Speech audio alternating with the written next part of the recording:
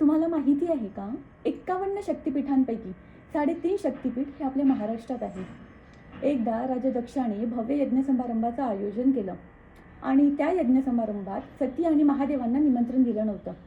परंतु सतीची तेथे फार जाण्याची इच्छा होती आणि सती तेथे गेली. परंतु तिथे गेल्यावर सती आणि महादेवांचा दक्ष राजाने भरपूर अपमान केला.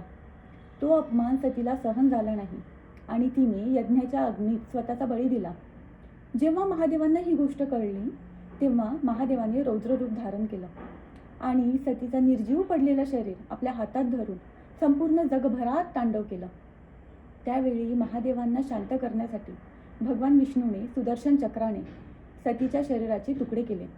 ते 51 तुकडे जगभरात जिथे जिथे पडले तेथे तेथे शक्तिपीठ बनले आणि त्यापैकी कोल्हापूरची महालक्ष्मी, माहूरची रेणुका माता, तुळजापूरची तुळजाभवानी हे संपूर्ण 3 शक्तिपीठ आहेत आणि वणीची सप्तशृंगी माता हे अर्धशक्तिपीठ म्हणजेच 3.5 शक्तिपीठ हे आपल्या महाराष्ट्रात आहे.